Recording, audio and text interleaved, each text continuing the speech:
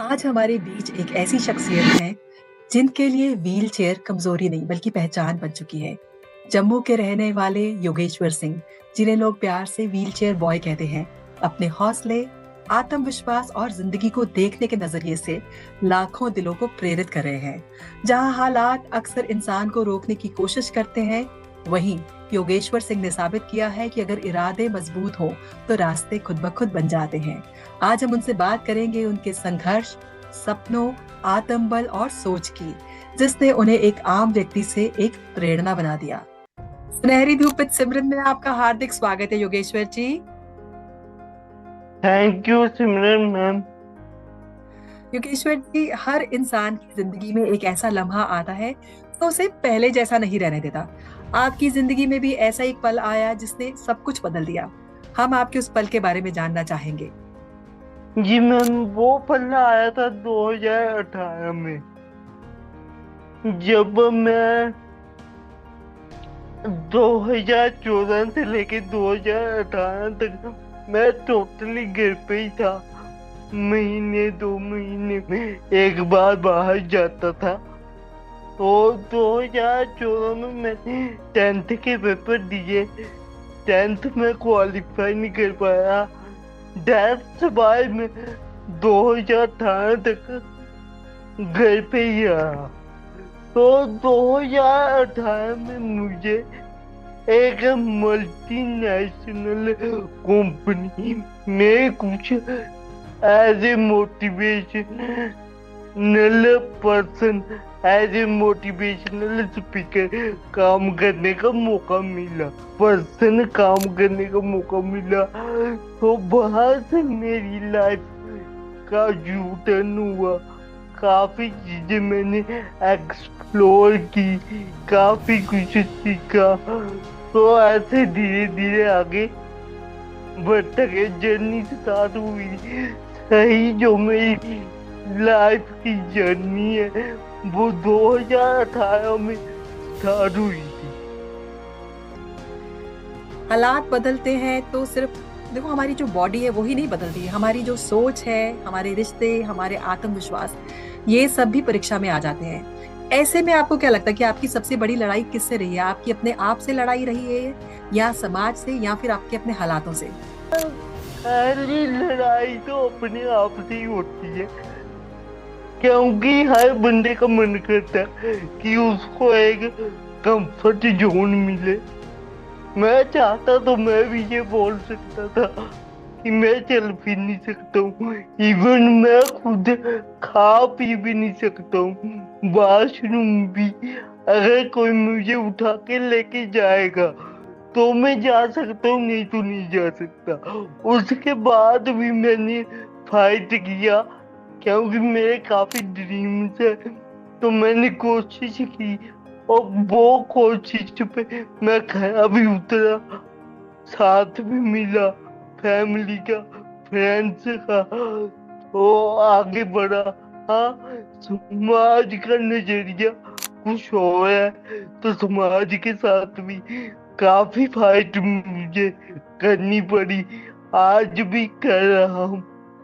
बहुत बढ़िया, आप जो फाइट कर रहे हैं, पर देखा जाए ना, बहुत बार ऐसा होता है कि लोग जो फिजिकल लिमिटेशंस होती हैं, जो डिसेबिलिटी होती है, लोग उसको अपनी कमजोरी मान लेते हैं, जो कि आपने नहीं माना, है ना?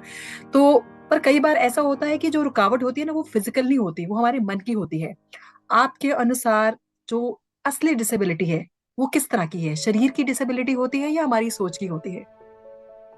मैं बहुत सोसाइटी की डिसेबिलिटी है, क्योंकि हमारे सराउंडिंग, जो हमारी सोसाइटी है, जो हमारा एटमोस्फेयर है, वो हमें इतना पिन करता है, इतना मेंटली और इमोशनली टॉर्चर कर देता है कि हम सोचने की, समझने की सहनशीलता को खो देते हैं। तो मेरा तो ये एक्सपीरियंस है, क्योंकि अगर एक हैंडीकैप पर्सन है, उसको नॉर्मल पर्सन की तरह कोई ट्रीट ही नहीं करता, ना ही उसके पेरेंट को।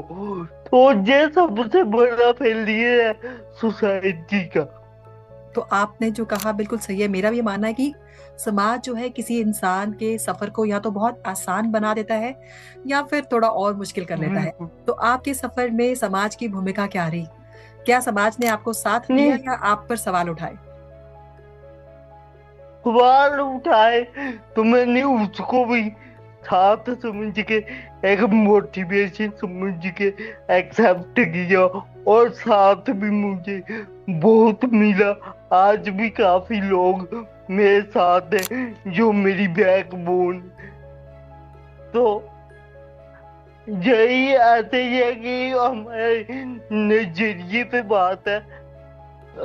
काफी मैं बचपन से ही बातें सुनता है, लेकिन जब मैंने ग्राउंड लेवल पे खुद फेस किया तो मेरे को पता चल गया कि अगर आगे बढ़ना है तो जितनी भी नेगेटिविटी है, जितने भी नेगेटिव पर्सन है, सबको इग्नोर करके आगे बढ़ना पड़ेगा।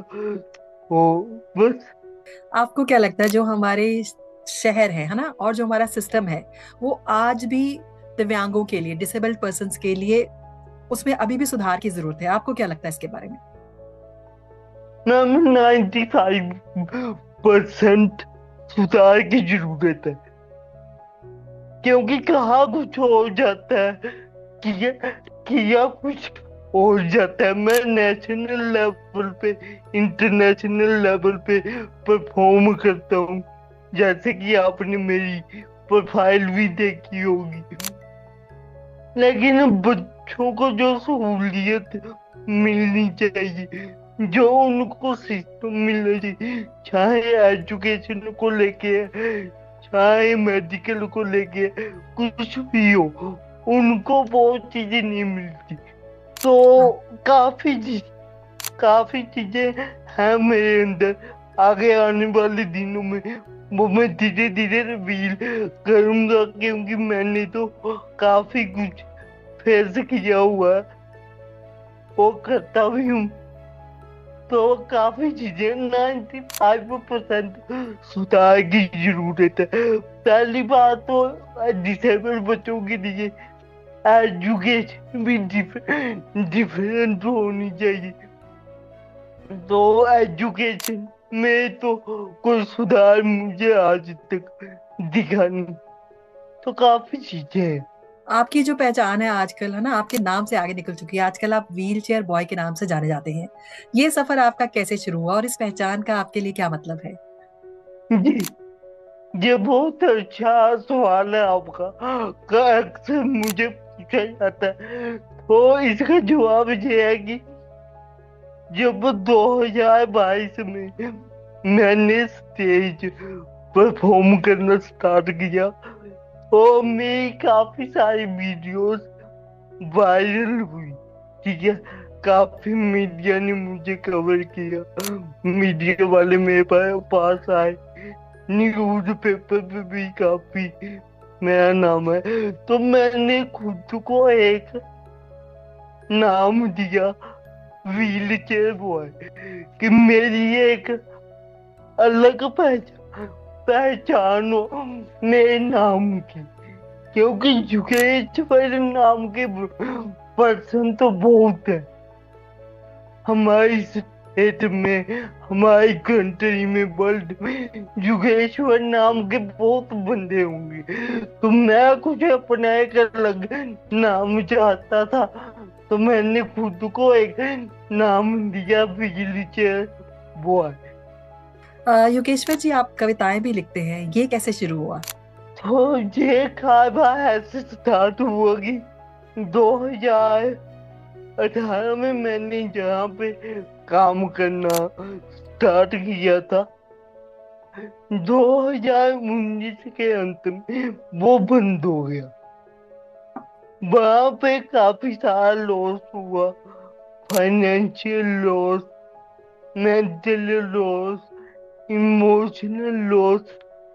और उसके बाद कोरोना आ गया और हम घरों में बंद हो गए, तो मैं बिल्कुल अकेला पड़ गया।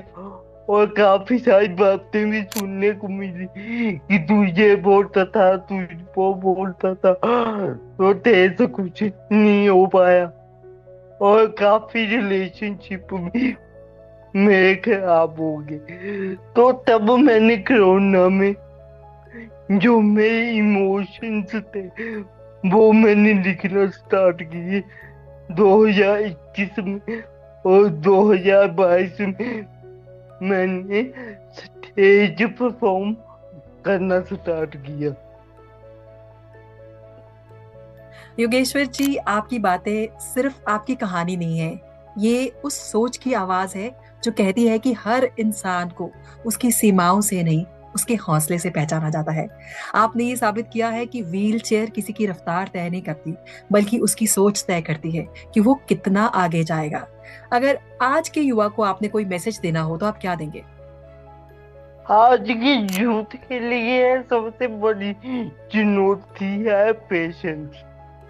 आज की यूथ में पेशेंस नहीं है, क्योंकि टाइम बहुत फास्ट चल रहा है। रोज कुछ न कुछ नई चीज आ जाती है मार्केट में।